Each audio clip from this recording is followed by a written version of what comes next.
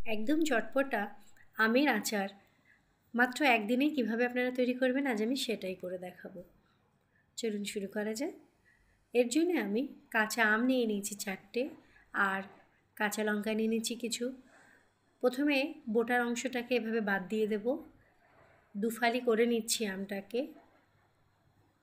এরপরে ভেতরের যে বীজটা আছে সেটাকে বার করে নেব,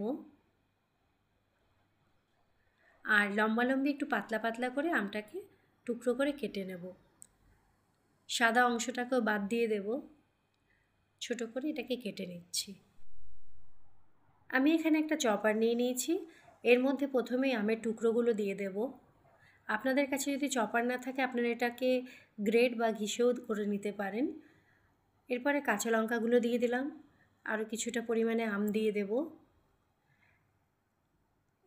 এবারে ঢাকনাটা আটকে এটাকে চপিং করে নেব। খুব তাড়াতাড়ি হয়ে যায়, আর একবারে সমস্ত আম হয়নি, আমি দুবারে এটা করে নিয়েছি। দেখুন কি সুন্দরভাবে একদম মিহি হয়ে গেছে। এটাকে একটা পাত্রের মধ্যে বার করে নেব।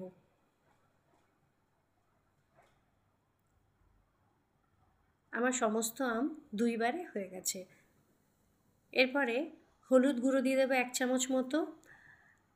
ভালো করে এটাকে মাখিয়ে নেবো। এই সময় নুন দেব না, নুন দিলে কিন্তু জল ছেড়ে দেবে আম থেকে। এরপরে আমি এটাকে ছাদে নিয়ে যাব, একবেলা ভালো মতো রোদ দেখিয়ে নেব। এতে কী হবে, যে জলাভাবটা থাকে সেটাও টেনে নেবে, আচারটা অনেক দিন ঠিকঠাক থাকবে। দেখুন হয়ে গেছে শুকনো। এবার একটা মশলা তৈরি করে নিতে হবে। কড়াইতে শুকনো খোলায় আমি প্রথমে মৌরি দিয়ে দিলাম, সমপরিমাণে জিরে দিয়ে দিলাম, অল্প মেথি দিয়ে দিলাম। একটু নেড়ে চেড়ে নেব। গ্যাসের ফ্লেমটা একটু কমে করেই করব, আমি যেহেতু কম পরিমাণে করছি বলে মশলাগুলো একটু কম দিয়েছি।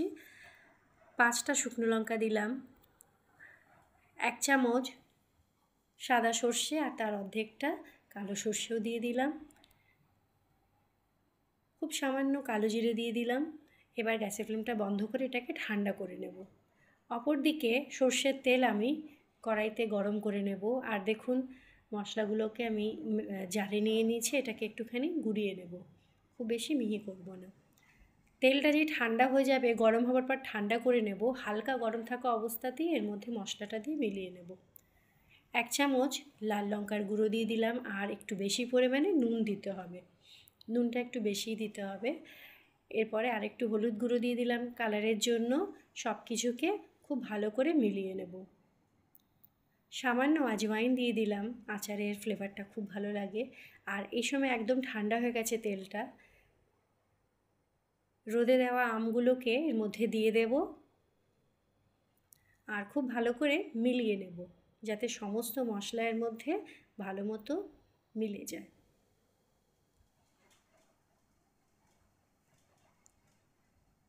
এরপরে 1 চামচ মতো মৌরি দিয়ে দেবো ওপর থেকে, আর দেব সামান্য কালো জিরে।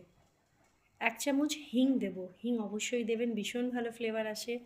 এখনই একটা কি সুন্দর স্মেল আসছে। সব কিছুকে মিলিয়ে নিলাম, প্রায় আমার তৈরি। এটাকে কিন্তু একটু বেশি দিন রাখার জন্য আরও 1 ঘন্টা মতো রোদ দেখিয়ে নিলে খুব ভালো হয়। দেখুন আমি আরও 1 ঘন্টা রোদ দেখিয়ে নিয়েছি। এরপরে একটা কাচের জারকে রোদেতেই শুকিয়ে নিয়েছিলাম যাতে কোনো রকম জল না থাকে, এরপর তার মধ্যে ভরে নিচ্ছি। তৈরি হয়ে গেল আমের চটপটা কুচো আচার। ওপর থেকে অল্প সর্ষের তেল দিয়ে দিলাম, আর ঢাকনাটা আটকে নিলাম। এটা ভাত এবং রুটি উভয়ের সাথেই খেতে খুব ভালো লাগে। আর যদি ফ্রিজে রাখেন তাহলে অনেক দিন রাখা থাকে এটা। ভিডিওটা পুরো দেখার জন্য অনেক ধন্যবাদ। সকলে খুব ভালো থাকবেন।